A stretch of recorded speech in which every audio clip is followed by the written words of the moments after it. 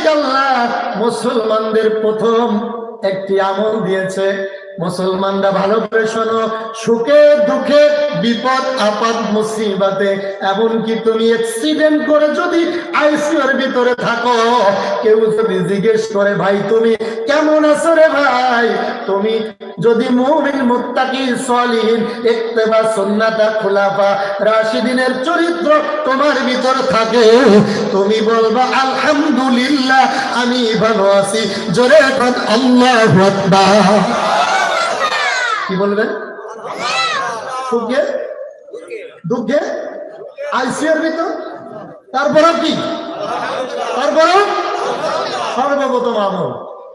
প্রতিদিন মাহফিল হবে না, বছরে একদিন হবে, আমরা কিছু আমল নিয়ে যাবো। কি বলেন? আগের মতো তো নাই। আগের মতো মাহফিলে কথা বললে নেতা নেত্রীরা বাধা দিত। আপনাদের এই নোয়াপাড়ার একজন কুলাঙ্গার নাম ছিল তারু। তারু জানেননি?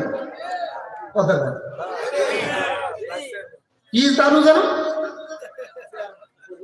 আর একটু ভালো নাম আছে না, আখতারুজ্জামান তারু। আমার এলাকায় বাসুবাড়ি, ওখানে আমি মাহফিল করেছিলাম। আমি সাইদি সাহেব, মামুনুল হক, ওনাদের মুক্তি চেয়েছিলাম। উনি আমার সাথে এমন ব্যবহার করছে, সারা বাংলাদেশ ভাইরাল হয়ে গেছে। আমার ডেট খালি নাই, আর তার হারিকেন ধরাও পাওয়া যায় না। কথা বলে কেন? মুসলমানদেরকে বলতে চাই, আমরা বুঝি না, বিএনপি বুঝি না, জাতীয় পার্টি বুঝি না, জামাত ইসলাম বুঝি না, কোরআনের বিরুদ্ধে কথা বললে জুতা দিয়ে সাইজ করে ভারতে পাঠাতে হবে। কারা কারা রাজি? হাত তুলে একবার দেখাতে হবে। রাজি আছেন?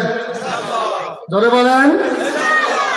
প্রথম আমল আলহামদুলিল্লাহ, সুখে দুঃখে বিপদ আপদ মুসিবতে কি বলবেন?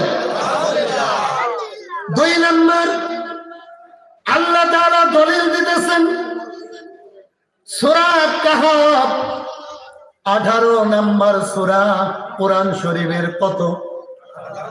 আরো জোরে, আরো জোরে। 18 নম্বর সূরার শেষের আগের আয়াতে আমার মালিক ডাক দিয়ে বলে, মুমিন কুল লাউ কানাল বাহরু মিদাদান লি কালিমাতি রাব্বি লানাফিদাল বাহরু ক্বাবলা আন তানফাদা কালিমাতু রাব্বি ওয়ালাউ জিনা বিমিথলিহি মাদাদা। বুঝেন কথা? আস্তে আস্তে বলবো। রব্বুল আলামিন বলেন, তোমরা কেমন শুকরিয়া আদায় করবে শোনো।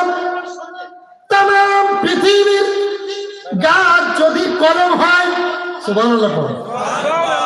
তাম পৃথিবীর গাছ যদি কলম হয়, তাম পৃথিবীর পানি যদি কালি হয়, জিন আর ইনসান যদি ওই কলমার কালি দিয়ে আমার প্রশংসা লিখতে শুরু করে, ওয়ালাউ জিনা বিমিথলিহি মাদাদা, ওই সাগরের কালি শেষ হয়ে যাবে, গাছ নামক কলম শেষ হয়ে যাবে, জিন আর ইনসানের হায়াত শেষ হয়ে যাবে, আমি আল্লাহর প্রশংসা করা শেষ হবে না। জোরে কোন সুবহানাল্লাহ। কি বুঝলেন? তাম পৃথিবীর কলম গাছ শেষ, কালি, জিন আর ইনসানের হায়াত শেষ।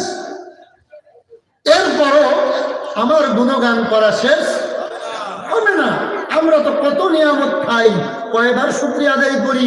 আর মহিলারা পাক করলে লবণ একটু কম হইলে বোঝা যায় বেটাগিরি করে। কথা কি মেজাজ নেতৃত্ব বাড়িতে দেখায়। কোন মহিলা চায় না তরকারিতে লবণ বেশি হোক কম হোক, সবাই চায় ভালো করে পাক করতে। কিন্তু আল্লাহ রাব্বুল আলামিন মাঝে মাঝে বলে, আয়েশা, এই খাদিজা, রুকায়া, রহিমা, লবণ একটু কম দিয়ে দেখ, তোর স্বামীর মিজাজ কয় নাম্বারে। কথা কয় না? হ্যাঁ, শুকরিয়া কাকে বলেন? আয়েশা সিদ্দিকা, আয়েশার নামে মাদ্রাসা, আয়েশা সিদ্দিকার একটা